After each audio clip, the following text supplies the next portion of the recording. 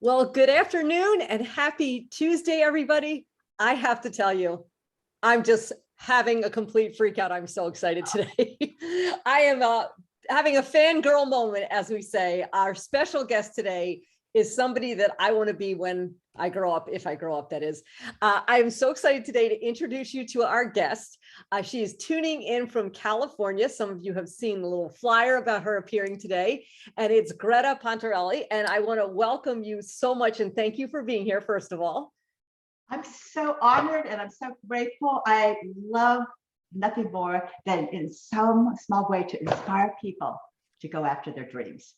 Well, you have done that in so many ways. So for those of you who are just tuning in, we're going to tell you what is so amazing. But let me just tell you one thing so you can collect yourself as you fall off your chair. This gorgeous, amazing woman is 71 years old. Yes, I'm 71. 71 years old and a 12-time world champion pole dancer at 71. I know, right? Okay, so let's start off and talk about you. Just a number, right?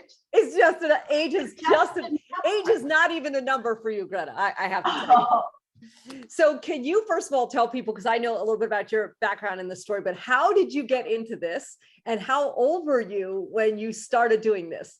Okay, so I started at 59. My sisters called me up, who are both younger, and they said that they both came down the beginnings of osteoporosis, which is osteopenia. So I said, okay, I've got to do something. It runs in my family. I'm sure that I have that. If I don't have it, I definitely have a predisposition. So I was in good shape. I've always been in shape my whole life, but there's different levels of being in shape. I wasn't doing enough loading of my bones, and it wasn't a really solid program. And I realized I really had to get more serious.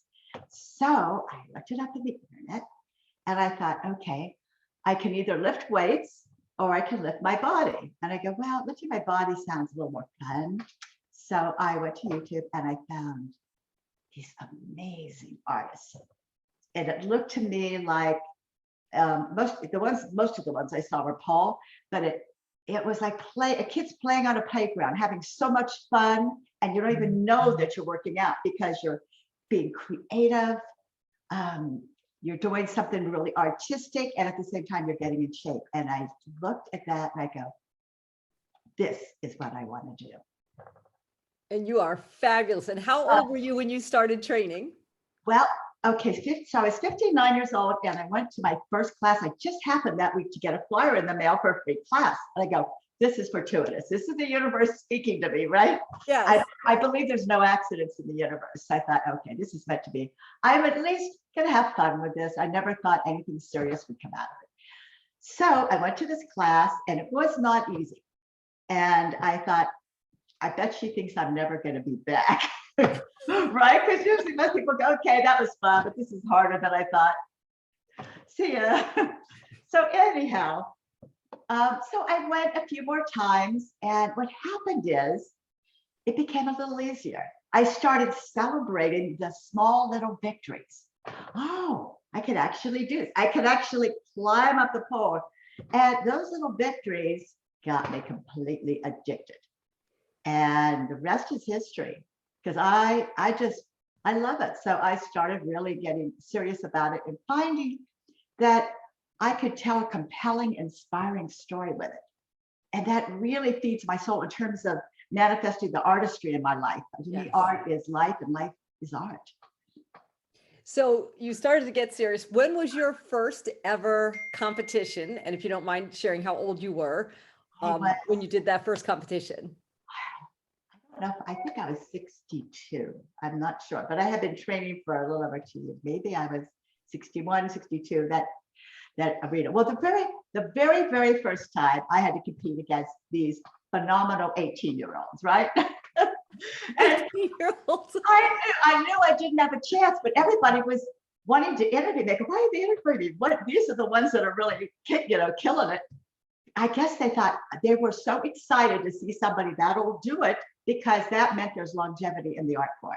Because these people were like 30s and 40s that were talking to me. They were so excited to see somebody that was could be their mother actually doing this. So that was my first one. And then what happened is they started creating a master's division, which is 40 and up. And in some cases later on, it was 50 and up and started 40 and up. And what happened is I was on a show called American Ninja Warrior. I was on there twice. And when it aired on TV, it said, the oldest person to ever attempt the course. And it was me. And I thought, where is everybody else? And then I realized they were pushing me to compete in this master's division.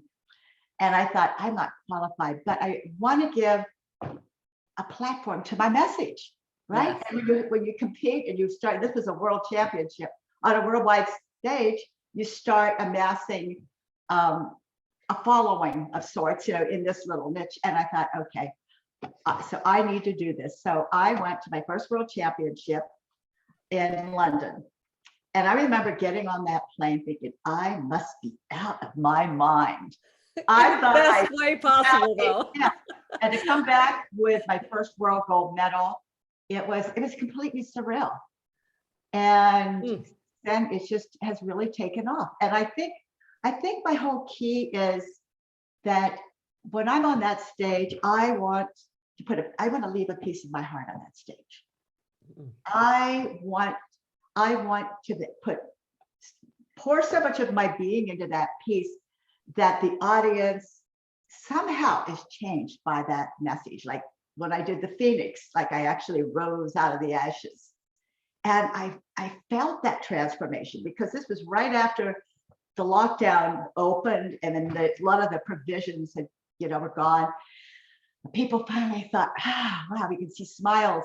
And that was the Phoenix rising out of the ashes. And it was a really exciting piece to do because it was a metaphor for what we had gone through and what we keep going through, because we all have transformation in our lives. We all go through challenges, but can those challenges stimulate growth? Can they help us build larger muscles so we can take on a heavier load?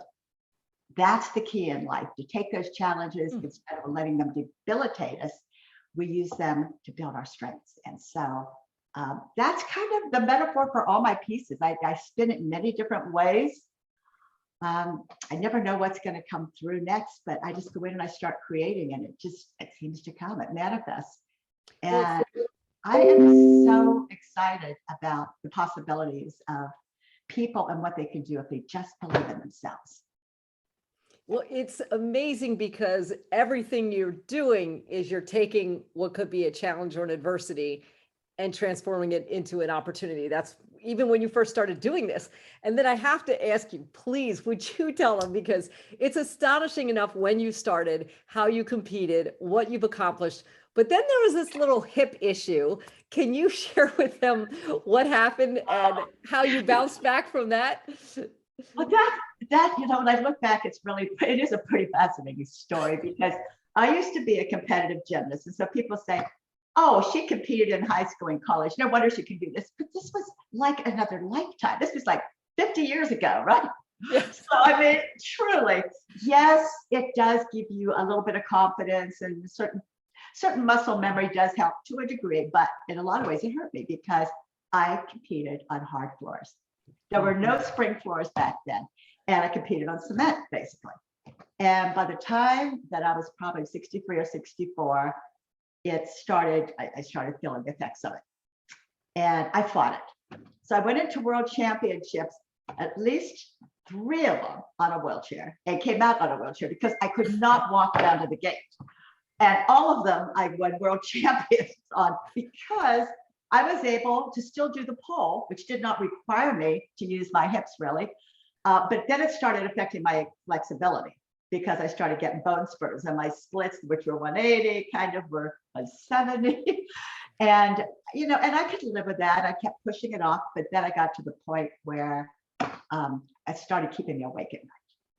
And I have been working with a fabulous physician at Cedars-Sinai, the last 2 years prior to that. And he goes, "You're not ready." And I go, "You're right. I'm not ready, but I just wanted, this is what's going on. I've lost the cartilage, it's bone on bone."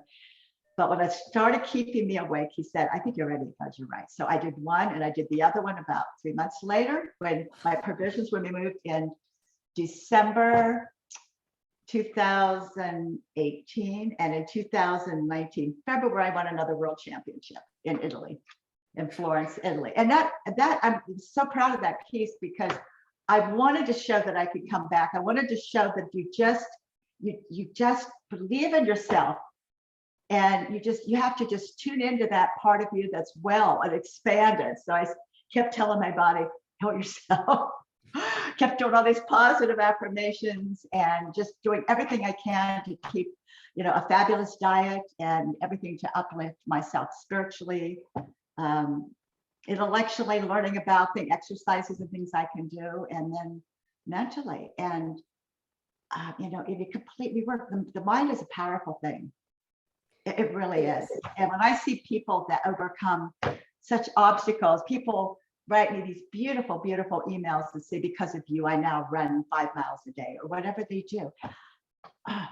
That makes my heart full. That really touches me. Incredible. Well, I know you're going to reach some people through this group, and I'm I so hope excited. I mean, and I want them to know I love to hear from them. And my name is Greta Pontarelli. I'm sure you'll post it on Facebook. yes, And we will. Yes. YouTube. Please do follow me because I love connecting with people. Instagram, we started out with candles. So that one kind of it's Ariel Zen. And my name will show up underneath it. But please follow me on all of them because I really love people sending me videos or they send me questions about things. And I try to respond to all of them. I really do. I try to get to all of them because each person's journey is important. Mm. Well, we are going to take any questions or comments if you're watching this in the Facebook group right now in just a minute. So if you have anything you want to ask or say, type that on in there. But, honestly, Greta, what you're doing physically is remarkable. I mean, just absolutely incredible. And then to have hip replacements and come back and win a world championship. But I do think what is even more special about all that is your mindset and the way you look at life. And that alone is so truly inspiring. You're just adding an incredible artistic show on top of your brain. You know what I'm saying? Well, to me, life is such a miracle. We have to rekindle that magic and wake up every day and look at the synchronicity on this planet. When you think about it, we all have so much to be grateful for. Yes. And the more grateful you are in your life, the more blessings seem to come to you, right? It multiplies. So I just try to find, no matter what happens, I try to find there is a side of it that is going to make me grow. And I have great gratitude for whatever the universe sends. And some of the challenges are tough, but when you look back on it, you realize that some of those challenges that you move through they unfolded gifts that you didn't know were there and how you didn't know were there. And so, I know you also are married with a son who is probably beyond inspired by you. Oh yeah, and I'm inspired by him too. He's just an amazing violinist. He helps me put my music together, and the music is, and sometimes his violin is on there too.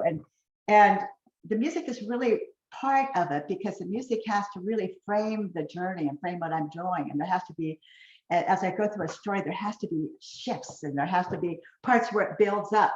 You have to have your suffering, where you're suffering through something and then a positive resolution where you move through it. So there's victory and there's suffering. That's all part of the dance because it's not interesting to always be here.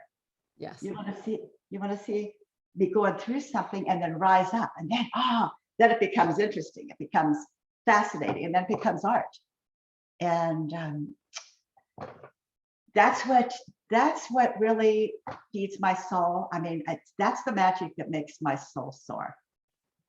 You're so beautiful the way you move. And by the way, for everybody who's watching that, did you just see her arms when she did that? Look at her arms.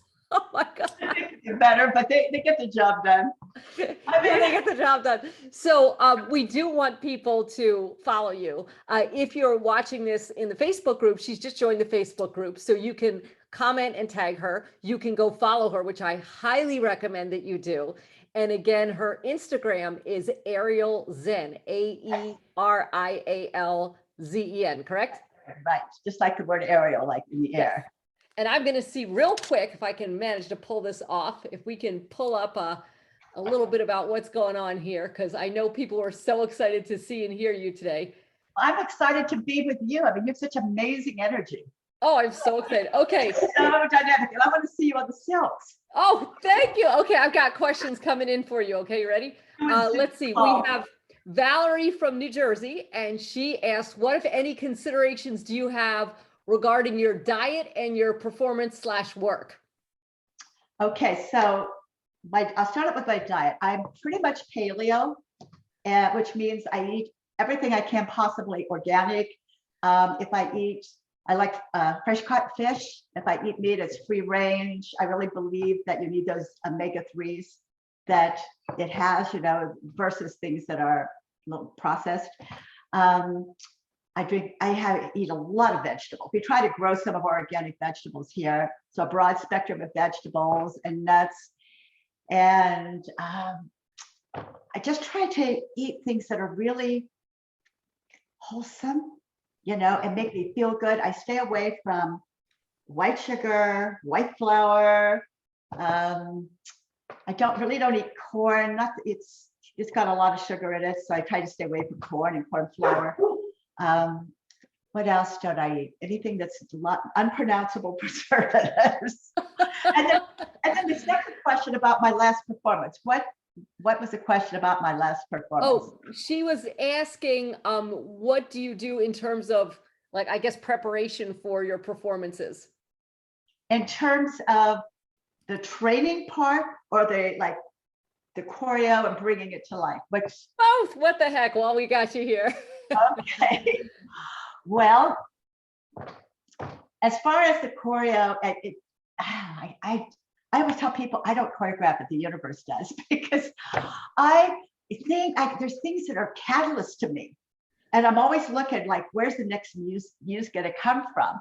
And so maybe I hear some music and I go, that's it. No, I have to go through maybe a 20-minute piece and find the cuts. And then I say, like the last one, it was about finding the music that makes your soul soar. And I ended up using violin in it. So then I had to find the costume that would like a purple velvet cape that I started out with. And I had this red wig on, you know, and a mask. So I wanted it to be a metaphor for something that was ancient. I wanted it to hit that eternal archetype within all of us, that it looks like you're connecting with something that is kind of mystical and deep, and something that unfolds your gift, like a kind of an inner power. So that was my last piece, but it all comes in pieces. I see things, and then the pieces to the puzzle kind of come. And then as far as training, I probably run my routine. I try to run it maybe 2 or 3 times a day. I do lots of videos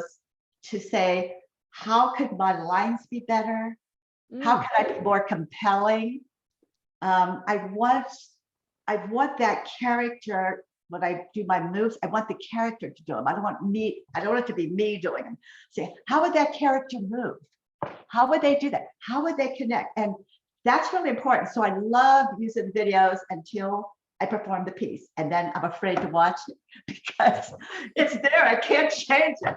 And I go, oh, so I hate to watch my videos once it's out there, because I always look and I go, oh, like the last one was fun. That kind of didn't give you enough light, and it kind of looks like I'm in the dark. But there's always something where I think I could have held that a little longer.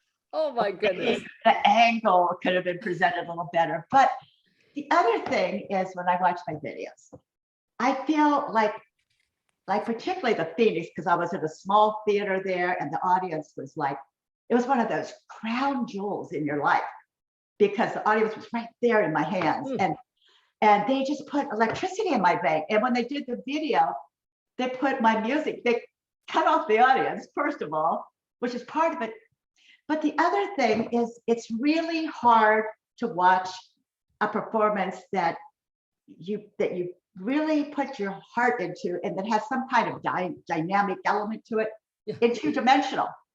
It really is. It's just like watching the fireworks and you're under them, or watching them on your TV screen. right? It's Yeah. not the same. It's not the same, particularly, if you can't hear them, that's part of the drama. So I'm never really a fan of my videos, but that being said, it's the platform that's still on YouTube and still is a way of bringing people in that hopefully we can connect live. Hopefully and I get to see them live. I'd love to see you perform live. Oh, I would love to meet you in person. This is just fabulous. Oh. Okay, we got a couple more things here. Let's see. Carmilla from Baltimore says, Greta, you look amazing. I think we're all thinking that. Oh my gosh, I wish I did, but thank you. And Stephanie is coming in from Ohio, and she said, how can people get started in other states? So where would somebody go to learn this or to get rolling with something like this? Well, if they friend me in these different social media outlets, I am glad to find out where they live, see who I know there.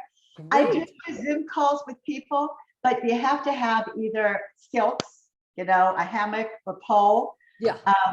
I mean, I have access to wonderful poles if somebody wants one, and to talk about that, that's a whole other thing, installation. But I think it's easiest for us to at least take some classes with hands-on with people to start. But in some cases, it's not possible. So I have people that Zoom me all over the planet. Sometimes it's in Europe where they're like 9 hours ahead, 10 hours ahead. Really? Could you do this at 4 in your time? I go, yeah, I'll do it.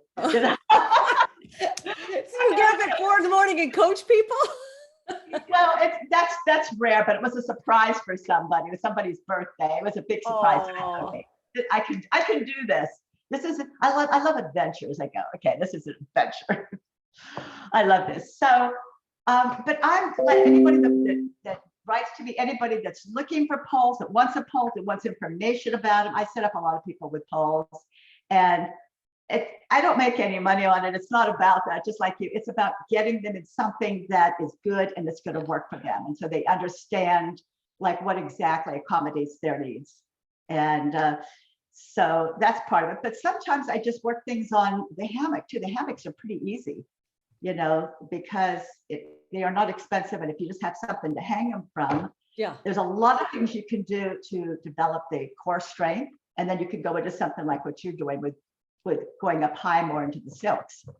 But it's a good way to start. For those of you who are watching, I want to be her when I grow up. And I'm in my 50s, and I started learning the aerial fabrics. And oh my God, it's brutally hard. And I'm looking at you like, you're 71, you can run circles around me, honey. Well, there's a lot of things that are hard for me. I mean, some things I worked, like the deadlifts, I mean, God, I worked like 3.5 years to get those. They were not easy. And a lot of it had to do with my hips. A lot of it had to do because my hips were compromised, that I couldn't, in other words, I couldn't use my legs to lift me into it. I had to like totally muscle into it. And my legs were just kind of went along for the ride, but they weren't really helping me. And so when I work with people, I kind of look and find their strengths. Everybody has strengths and weaknesses, and you build on those strengths. And you find different ways of doing things according to the body type. And I have all kinds of, there's a lot of tricks to different things. There's a lot of technique that some people struggle with a lot of things. And I go, well, you're not turning sideways. And they turn sideways and they go, I had a eureka moment. I did it. I go, it was that simple. Sometimes it's some simple thing. That's why it's great to work hands-on with people, because they see things through a different lens. They see more possibilities and ways of doing things to make it work. And but yes, reach out to me, please. Yes, and I will tell you, she does communicate through her Facebook, especially. That's the easiest way. I think that's even easier. There's some crazy filters sometimes on Instagram, but follow her on everything. She's not one of those people who just posts for the sake of posting. When she posts, it's beautiful, it's insightful. She's just amazing. So I try to say something meaningful to people, like particularly some things that when I have a breakthrough, I say, I just found a doorway where I thought there were walls. And that doorway, like there's always a doorway. And so I try to say something, or like we are masters of our destiny, that kind of thing. Like you are the architect of your life. Create it. become the very best you can become in whatever it is. And find your gift, find your passion, and share it with the world. Go out and share it with the world. You're so awesome. And Well, I'm really I don't think grateful I'm that you awesome, came here today. but I honestly, I think that I feel so blessed to have found my passion. I really feel blessed. And I feel blessed to have a platform to share it, and to have wonderful people, you know, that are the camaraderie of these people. They inspire me more than I could possibly inspire them, really. That's the key. People say to me, where do you get your energy? And I say, when you're following your dreams and your passion, it's like the universe is an endless supply of energy. Yeah. It just like a fountain, it just sends it to you. And so I felt so blessed because we've all gone through a lot, right? Things in our lives, we've all gone through things. And I just felt grateful to have been here and to be really living my dream, and to have beautiful people like you come to my life. And this really touches me quite deeply. Well, I don't even know how to thank you enough. So everybody who's watching this, follow her on Facebook. If you're in the group, like I said, you can post and we'll check back if there are other questions, because I want to make sure I respect her time. And follow her on Instagram, and we will get this up. If you're watching this on YouTube, then please, like it, subscribe to the channel, and share her, because so many people, not just women, people in general need to see her, because not only the beauty of what she does, her incredible physical accomplishments, but way more than that, the way she looks at life and the way she speaks is just astonishing. So Greta, you are awesome. Thank you so much. I am grateful for all of you. Thank you for being a part of my journey and inspiring me more than you could possibly imagine. Oh, right back at you, 100%. I'm grateful. Thank you so much. Well, thank you. And everybody, you can communicate in the group. Hold on, we're getting one more last comment came popping. Yeah, that's fine. Oh, Dottie, who she said, thank you so much. You're incredibly impressive, and you have touched all of us. Oh, So, well, you have touched me. Thank you so much. Thank you so much. And everybody, I don't know how we're topping this, but we'll be back next Tuesday. Take care, everybody. Have a great week. I keep raising the bar. Thank you. Bye-bye.